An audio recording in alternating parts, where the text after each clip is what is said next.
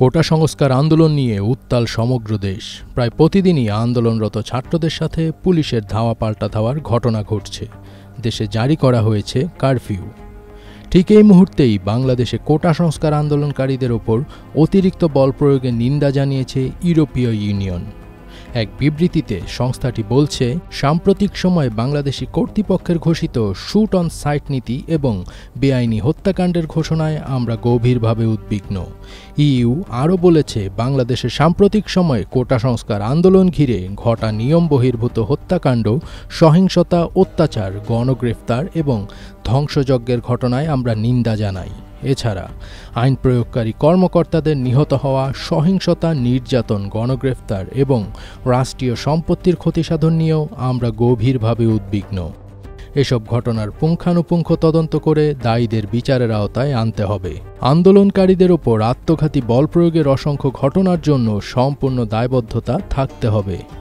প্রতিবাদকারী সাংবাদিক, তরুণ এবং শিশুদের গ্রেফতারের ঘটনায় যথাযথ তদন্ত হতে হবে। এদিকে কোটা সংস্কার আন্দোলনকে কেন্দ্র করে উদ্ভূত পরিস্থিতি বিবেচনায় অংশীদারত্ব চুক্তির আলোচনা আপাতত স্থগিত করেছে ইউরোপীয় ইউনিয়ন। চলতি বছরের সেপ্টেম্বরে প্রথম দফায় বাংলাদেশের সঙ্গে ইউরোপীয় ইউনিয়নের একটি নতুন অংশীদারত্ব ও সহযোগিতা চুক্তি নিয়ে আলোচনা শুরুর কথা ছিল। কূটনৈতিক ও ইইউর ঢাকা মিশনের একটি সূত্র দেশীয় গণমাধ্যম ঢাকা পোস্টকে এ তথ্য নিশ্চিত করেছে। ইইউর একটি সূত্র জানায়, চলমান পরিস্থিতির কারণে বাংলাদেশের সঙ্গে অংশীদারত্ব ও সহযোগিতা চুক্তি নিয়ে যে আলোচনা শুরুর কথা ছিল সেটি আপাতত স্থগিত করা হয়েছে।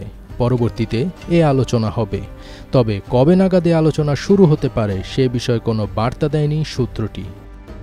কূটনৈতিক সূত্র বলছে, অংশীদারত্ব ও সহযোগিতা চুক্তির আওতায় ইউরোপীয় ইউনিয়ন একটি দেশের সঙ্গে অর্থনৈতিক ও বিভিন্ন ক্ষেত্রে সহযোগিতা দিয়ে থাকে। গত বছরের 25 অক্টোবর নতুন ইইউ বাংলাদেশ অংশীদারত্ব ও সহযোগিতা চুক্তির বিষয়ে আলোচনা শুরুর সিদ্ধান্ত হয়। ব্রাসেলসে অনুষ্ঠিত ওই অনুষ্ঠানের প্রধানমন্ত্রী শেখ হাসিনা ও ইউরোপীয় কমিশনের president Ursula von der Leyen উপস্থিত ছিলেন। তখন বাংলাদেশের বিদ্যুৎ খাতে নবায়নযোগ্য জ্বালানি প্রকল্পে 40 কোটি ইউরো অর্থায়নের লক্ষ্যে ইউরোপীয় বিনিয়োগ ব্যাংক ও বাংলাদেশ সরকারের মধ্যে একটি চুক্তি সই হয়। এছাড়া আরও 5টি ক্ষেত্রে সহযোগিতা বাবদ 7 কোটি ইউরোর চুক্তিও সই করা হয়। ফজবির তাজ, এটিএন বাংলা।